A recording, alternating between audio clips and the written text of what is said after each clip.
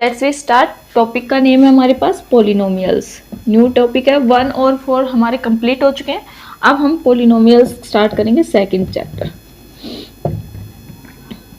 Polynomials बेटा, polynomials 2 words से बना है। पोली और नोमियल्स, इसमें पोली मीन्स होता है मैनी और नोमियल्स मीन्स होता है ट्रम। तो मैनी ट्रम से जो बनके मिलके बनता है वो क्या होता है, पोलिनोमियल्स। ठीक है, पोलिनोमियल्स को अंडरस्टैंड करने से पहले हम कुछ बेसिक कॉन्सेप्ट होंगे ना, वो क्लियर कर लेते हैं ताकि हमारे क्वेश्चन इजीली सोल्व हो सके एक्सरसाइज में। ठीक है, तो फर्स्टली आता है हमारे पास algebraic expression.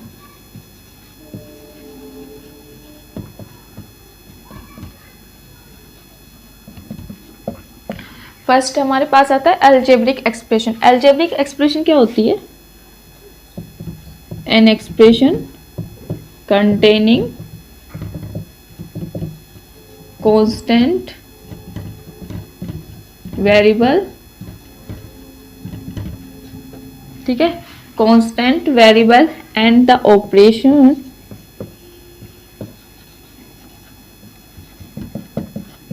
like addition,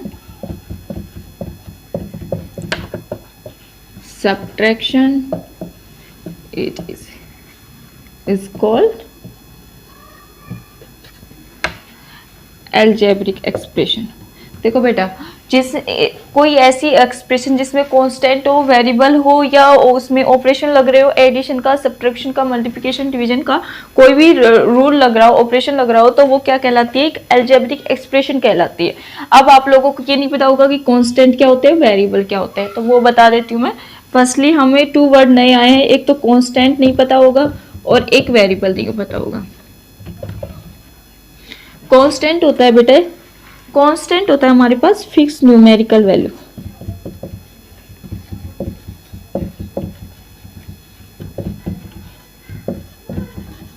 fix numerical value होती है। और वेरिएबल क्या होता है? ये कंटिन्यू चेंजेबल होता है, इसमें कोई फिक्स नहीं रहता। ठीक है, यानी कि कांस्टेंट किसी का आ जाता है, कोई भी फिक्स न्यूमेरिकल वैल्यू ले ली, यानी कि कोई भी नंबर ले लो, 5, 6, 7, ये क्या होता है? कांस्टेंट क्या होता है? अनचेंज्ड होता है, इसको हम चेंज नहीं कर सकते बेटा। 5 है तो 5 ही रहेगा, 6 है तो 6 ही रहेगा, इसमें क्या चेंज करोगे आप लोग? 7 है तो 7 ही रहेगा। वेरिएबल्स में हमारे पास कंटिन्यू चेंजेबल किस लिए होता है कि वेरिएबल हमने कोई ले लिया 2 एक्स वाई जेड में लिखते हैं, जैसे हमने ले लिया 2x, ठीक है, तो वेरिएबल होगा ये। ठीक है, अब हम x की वैल्यू 1 भी ले सकते हैं, x की वैल्यू 2 भी आ सकती है, x की वैल्यू 3, मतलब इसकी कंटिन्यू चेंजेबल होता रहता है। अगर x की वैल्यू 1 रखेंगे यहाँ पे तो हमारे पास आंसर कुछ और आएगा, अगर 2 रखेंगे x की वैल्यू तो आंसर कुछ और आएगा, 3 रखेंगे तो हमारे पास आंसर कुछ और आएगा, यानी कि ये चेंजेबल हो सकते हैं। और कांस्टेंट हमारे पास फिक्स होते हैं, फिक्स न्यूमेरिकल वैल्यू होती है। ठीक है, तो जो एक्सप्रेशन हमारे पास कांस्टेंट और वेरिएबल हो और ऑपरेशन लगते हो एडिशन के और सब्ट्रैक्शन के, देखो कोई कांस्टेंट ले लिया, वेरिएबल ले लिया, प्लस में हमने ले लिया 3, ठीक है, तो ये क्या बन गई हमारे पास? एक अलजेब्रिक एक्सप्रेशन बन गई। अब हमारे पास इतनी बड़ी डेफिनेशन तो माइंड में ना भी रही, तो एक अलजेब्रिक एक्सप्रेशन को हम शॉर्ट वे में लिख सकते हैं कि भाई एक कांस्टेंट होता है, मल्टीप्लाई वेरिएबल होता है, और वेरिएबल की पावर कोई भी रैशनल नंबर हो सकती है। ठीक है, रैशनल नंबर क्या होते हैं बेटा? ये हमने फर्स्ट चैप्टर में पूरा कॉन्सेप्ट क्लियर करवाया था, तो आप पहले उसका इंट्रोडक्शन पार्ट देख लीजिएगा, वहाँ पे बता रखा है कि रैशनल नंबर क्या होते हैं। ठीक है, तो अलजेब्रिक एक्सप्रेशन को हम अगर शॉर्ट वे में लिखें तो ये होता है कांस्टेंट मल्टीप्लाई वेरिएबल और पावर रैशनल नंबर। ठीक है, तो ये होती है अलजेब्रिक एक्सप्रेशन। अब इसमें हमने 2 चीजें पढ़ी, कांस्टेंट और वेरिएबल समझ में आ गया होगा कि फिक्स होते हैं वो क्या होते हैं? कांस्टेंट होते हैं, और जो कंटिन्यू चेंजेबल होते हैं वो क्या होते हैं? वेरिएबल होते हैं। अब हम पढ़ेंगे पोलिनोमियल्स। हम स्टार्ट करते हैं पोलिनोमियल्स। पोलिनोमियल्स क्या होते हैं बेटा? प्रॉपर डेफिनेशन देखी जाए तो होती है कि an expression containing one and more term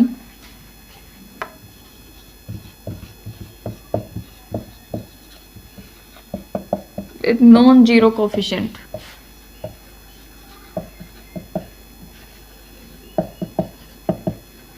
ठीक है। जो हमारे पास कोई एक्सप्रेशन है वो कंटेनिंग करती है वन और मोर टर्म में, ठीक है, एक या इससे ज्यादा भी टर्म हो सकते हैं, लेकिन उनका कोफिशिएंट क्या होना चाहिए, नॉन जीरो होना चाहिए। अब इसमें हमारे पास 2 वर्ड नए आए हैं, एक तो आया है हमारे पास टर्म और एक आया है कोफिशिएंट। तो टर्म क्या होती है बेटा, टर्म होती है हमारे पास, टर्म या तो कांस्टेंट हो सकता है या कोई वेरिएबल हो सकता है या कॉम्बिनेशन हो सकता है कांस्टेंट और वेरिएबल का, तो वो क्या कहलाएगी हमारे पास, टर्म कहलाएगी। और उन्हें सेपरेट किससे किया जाता है, प्लस माइनस के थ्रू सेपरेट किया जाता है टर्म को। देखो कोई भी कांस्टेंट भी हो सकती है, ये भी एक टर्म है, कांस्टेंट और एक वेरिएबल भी हो सकता है तो भी ये टर्म है, और दोनों का कॉम्बिनेशन भी हो सकता है तो भी ये एक टर्म है, ठीक है। अब हमसे ये कहा जाता है कि उन्हें सेपरेट किया जाता है प्लस या माइनस, ठीक है। तो कर दो 2 प्लस एक्स हो गया, ठीक है, ये हमने लगाया। तो ये पूरी हमारे पास क्या बन गई, 2 टर्म बन गए, देखो A1 एंड 2। तो टोटल कितने टर्म हो गए हमारे पास, 2 टर्म हो गई, ठीक है। जैसे कि 3 प्लस 5x है, 3 प्लस 5x, ठीक है। तो इसमें टोटल कितनी टर्म हो गई, 1, फिर कांस्टेंट आ गया, फिर प्लस का साइन आ गया, फिर कांस्टेंट और वेरिएबल का कॉम्बिनेशन, यानी कि 2 टर्म हो गई, फर्स्ट एंड सेकंड, यानी कि जब बीच में साइन आती है हमारे पास सेकंड टर्म स्टार्ट हो जाती है। तो टोटल कितनी टर्म हुई हमारे पास, 2 टर्म, ठीक है। तो ये होता है बेटा टर्म। और अब सेकंड वर्ड आ रहा है हमारे पास कोफिशिएंट। कोफिशिएंट क्या होता है बेटा, जो भी वेरिएबल की मल्टीप्लाई में जो भी हमारे पास नंबर होता है ना, वो उसका कोफिशिएंट होता है। जैसे कि हमारे पास कोई भी वेरिएबल ले लिया x और इसकी मल्टीप्लाई में ले लिया 2x ले लिया, ठीक है। अब इसमें हमारे पास कोफिशिएंट क्या होगा, 2 होगा, ठीक है, क्योंकि वेरिएबल की मल्टीप्लाई में जो भी नंबर होगा वो क्या होगा, उसका कोफिशिएंट। तो x का कोफिशिएंट पूछा जाए तो क्या होगा हमारे पास, 2 होगा, ठीक है। तो ये और ये कोफिशिएंट होता है इसका, और ये हमारे पास टोटल कितनी हो गई, टर्म हो गई, ठीक है। टर्म और जो कोफिशिएंट है इसकी डेफिनेशन अच्छे से समझ में आ गई होगी। अब हम इसके पॉलिनोमियल्स को अगर शॉर्ट वे में लिखें तो क्या क्या होती है इसकी डेफिनेशन, कि एक कांस्टेंट होता है मल्टीप्लाई वेरिएबल होता है, और वेरिएबल की पावर क्या होती है हमारे पास, होल नंबर होती है, ठीक है। एक कांस्टेंट होगा, एक वेरिएबल होगा, और उसकी पावर क्या होगी हमारे पास, होल नंबर में होगी, तो वो क्या होगी, पॉलिनोमियल्स होगी। देखो बेटा अब मैं इसका एग्जांपल लेती हूँ पॉलिनोमियल्स का। मैंने कहा कि एक कांस्टेंट होगा, मल्टीप्लाई में वेरिएबल होगा, और पावर होल नंबर में होगी, ठीक है। तो होल नंबर क्या होते हैं बेटा, 0 1 2 3 4, 0 से आगे के जो भी नंबर होंगे वो होल नंबर होते हैं। तो 2 ले लिया कांस्टेंट हमने, और वेरिएबल ले लिया x, और पावर ले ली हमने, कोई भी 0 से आगे कोई भी नंबर ले लिया, 2 ले लिया, ठीक है। तो ये बन गया 2x की 2, ठीक है। तो ये हमारे पास क्या बन गई, पॉलिनोमियल्स बन गई, ठीक है। तो ये पॉलिनोमियल्स, ये अलजेब्रिक एक्सप्रेशन। तो ये दोनों का डिफरेंस समझ में आया बेटा, कुछ डिफरेंस नहीं है, सेम है, लेकिन वहाँ पे जो अलजेब्रिक एक्सप्रेशन में पावर रैशनल नंबर में हो सकती है, और इसमें हमारे पास पावर क्या होगी, होल नंबर में होगी। बस ध्यान रखना कि अलजेब्रिक एक्सप्रेशन में हमारे पास क्या रहेगा, पावर रैशनल नंबर में होगी, और पॉलिनोमियल्स में हमारे पास पावर होल नंबर में रहेगी, ठीक है। अब हम इसमें जो मैंने बताया कि टर्म क्या होती है और कोफिशिएंट कहते हैं, वो भी समझ में आ गया होगा। अब हम पढ़ते हैं constant polynomials and zero polynomials. Constant polynomials पढ़ते हैं हम, ठीक है।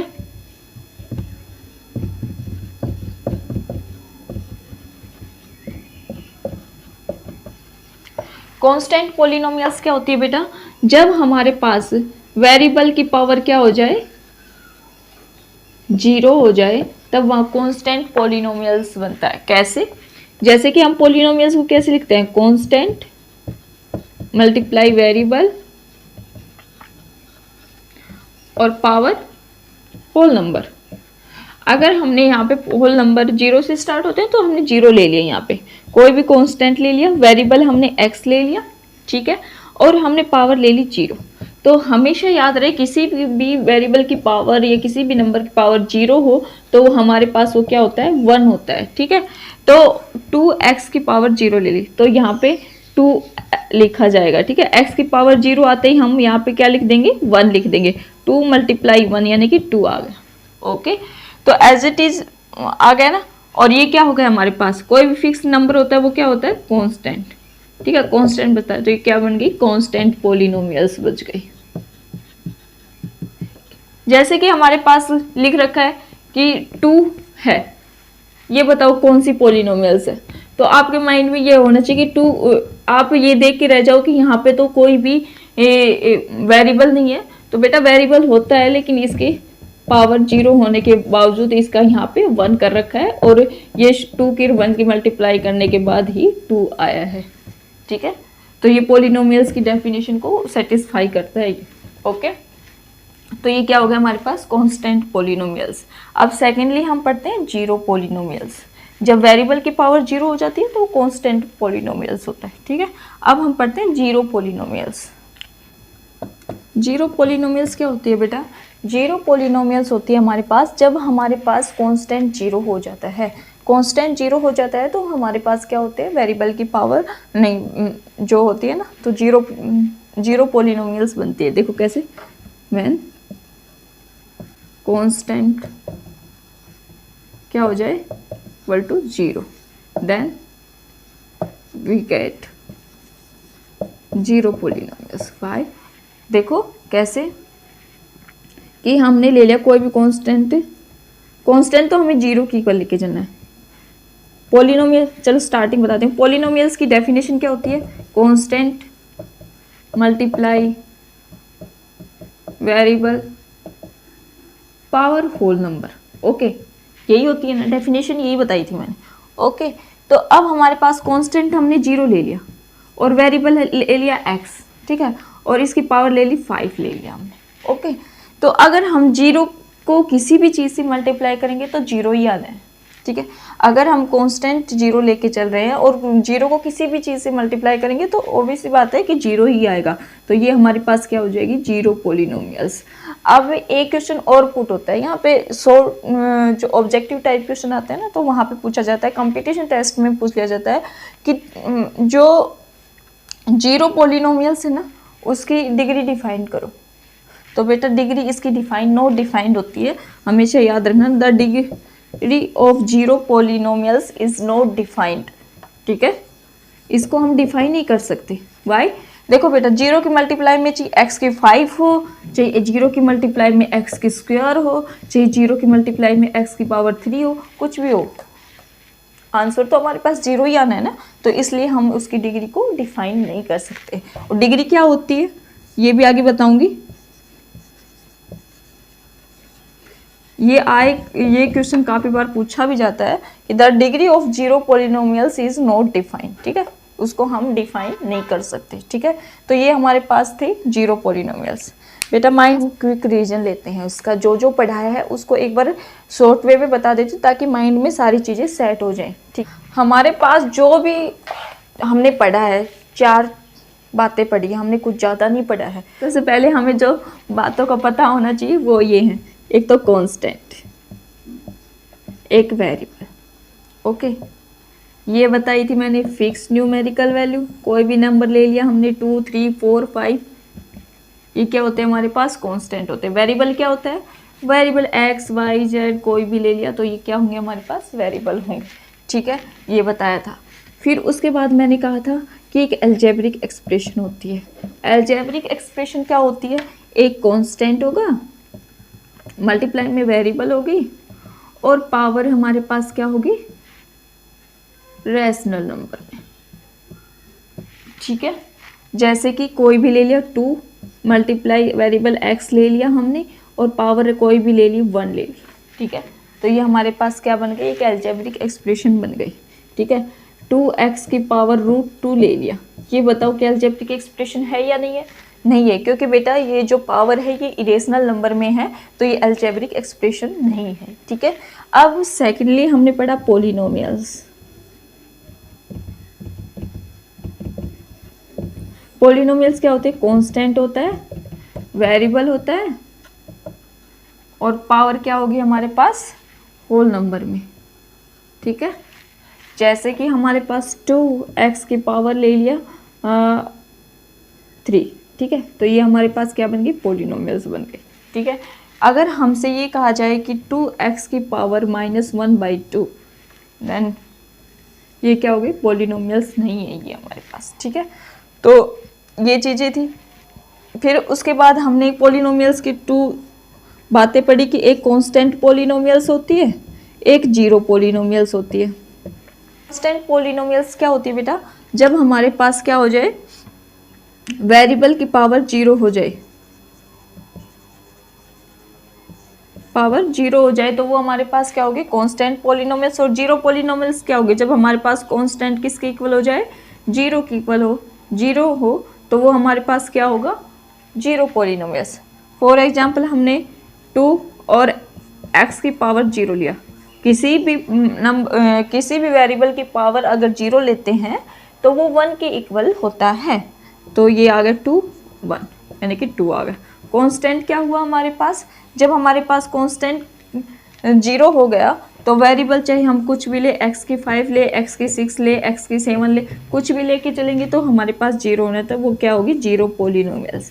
और the degree of zero polynomials, ये क्वेश्चन आता है, उसको हम डिफाइन नहीं कर सकते। ओके, तो ये हमारे पास था। अब इसका क्लासिफिकेशन पढ़ेंगे, ठीक है।